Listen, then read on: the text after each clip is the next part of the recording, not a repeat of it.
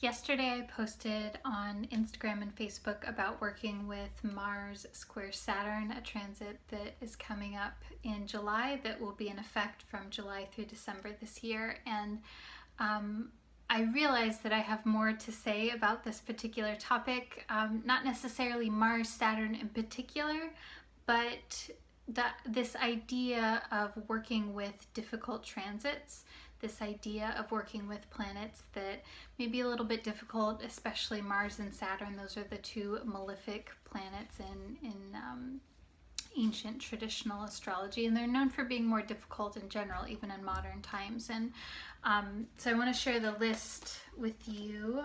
So I posted this yesterday, and it's basically just my list in my journal of ways that I was thinking about I could, in a most helpful way, work with Mars-Saturn over the next coming 6 months. So Mars is associated with fighting for something. It's associated with physical vitality.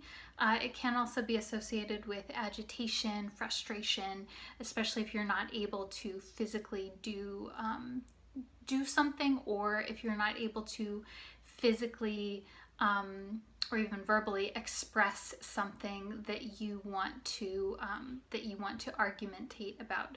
Saturn is about patience, slowing down, doing things over a long period of time.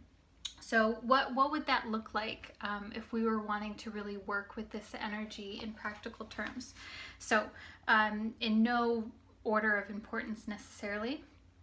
Number one, long-term practice of physically active activities, proceeding slowly and thoroughly.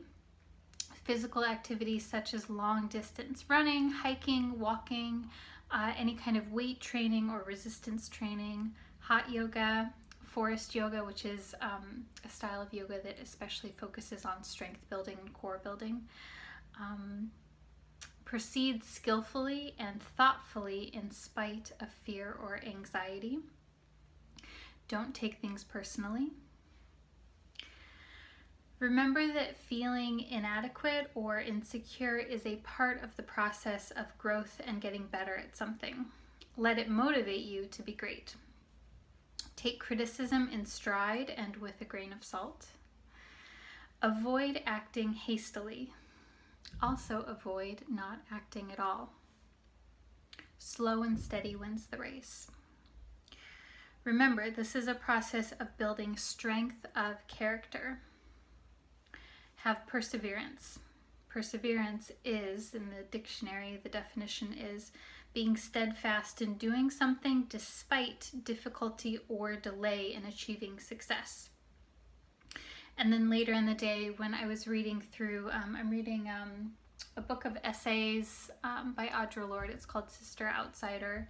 And I came across this just little one-liner that she gave in one of the essays. She says, you become strong by doing the things you need to become strong for. And I thought that was just a really perfect quote for this transit in particular. And so I think that it's helpful to think about transits in this way, regardless of what transit that we're talking about. But again, especially so when we're talking about planets that present themselves as being more challenging or more difficult. What I've been thinking about with astrology the last year or so is how astrology is very neutral in a certain way. Astrology really requires that we lay it on top of our own belief system.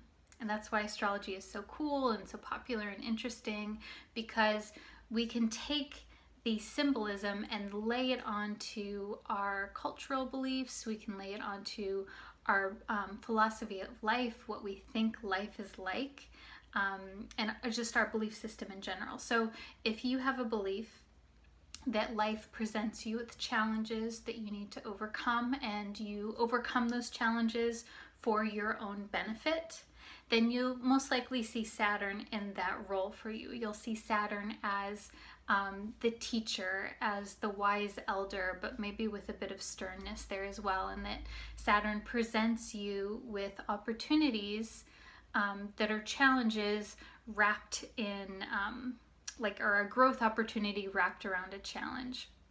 Now, if you see life differently in that maybe things are not necessarily as meant to be, where some bad things happen, some good things happen, and it is what it is. You may see Saturn as more of an oppressive force, or maybe a more helpful force.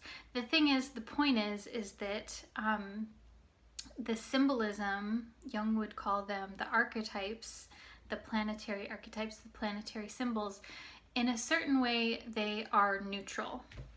Now, that's not to say that we do or don't like them. It's more like, what I'm trying to say is, what's most important is what you do with your time and the meaning that you assign to things. And I want you to be thinking about, when you're thinking about astrology, is this meaning that I'm making out of a thing? And again, this can be with life or astrology or anything. Is this meaning that you are making, is it helpful or is it not helpful? And what to do with that. So the way that I think is super helpful to work with especially difficult transits is to look at the essence of the thing and to look at what kind of symbols are inside of that, and essentially what's being asked of you to do that in a way that is most pleasing and helpful to you. So Saturn, of course, can be a symbol of challenges. It can be a symbol of taking on more responsibility. A lot of times when people have a Saturn transiting to a personal planet, it can feel like they have a lot of responsibility, and sometimes they do actively take on more responsibility in their life. Now, that is, in their mind, can be a good thing. Like maybe they take on a higher level role in work, and it's more work, it's more effort, but it brings them a sense of confidence and a sense of accomplishment, maybe a little bit of insecurity as well. With anything new like that, it can, but it's seen as a good thing. Versus maybe there is another Saturn symbol would be having to take more responsibility for caretaking of a loved one. That can also be a Saturn symbol. Now, is that something that is forced upon you? Do you feel like there's a victim mentality, like it's being done to you, or is it something that you're accepting and managing and figuring out how to do? Neither of those circumstances is necessarily good or bad, they just are. And the thing with difficult transits is they may symbolize a difficult situation. And of course, we only have so much control over the situations that we're in. And that is especially clear now in the times that we're in right now. We only have so much control over our situation and what has brought us to this point. And when we're dealing with a difficult situation, whether that's a difficult transit or just a difficult life situation, you have the ability to do what you can to figure out a way to make this a more meaningful experience for you and a more helpful experience for you. So that starts with, I think, making a list like this and thinking about what the symbols of the transit are of the planet. That you can even do this too with your birth chart. Let's say you have a planet that you think is not good or it's not helpful.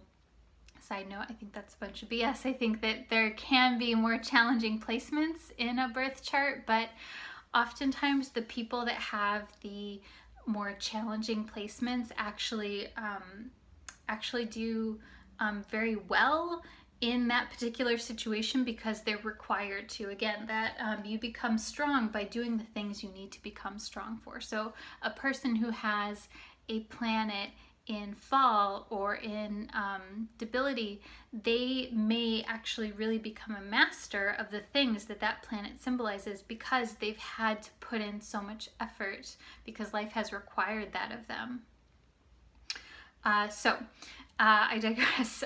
So I think it's, if you're working with something difficult, whether that is a transit or just a general life situation, to write out a list of the things that are associated with this situation or with this planet. You can even do this for a house as well. Google what Saturn means. Find a ton of different sources. Read different books. Read modern sources. Read traditional sources. And then look at your life. Look at the modern world and see, use your creativity to see what it may look like to channel those energies into your life. What would that look like for you right now? I think that's the best way to really work with a difficult transit or a difficult life situation, because it gives you different options and it brings a sense of confidence, because you are taking a role of authority and autonomy in your life. And that makes you feel more powerful, it makes you feel more in control, and it builds confidence as well.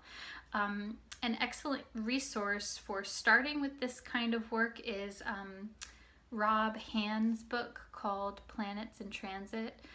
It's a classic book. It's very, very thorough, and it has different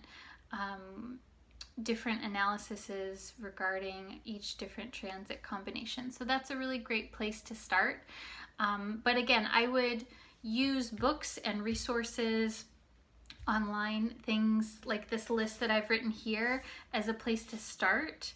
But then look at your own life and see what works for you and what would be interesting for you, and then experiment, and maybe you change it up and try different things.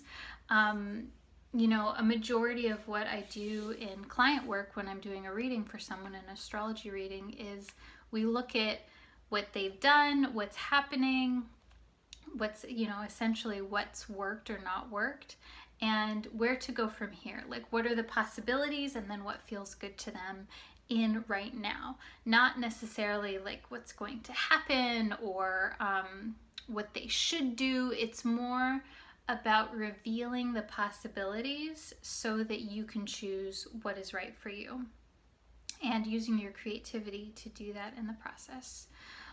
So I hope that you found this helpful.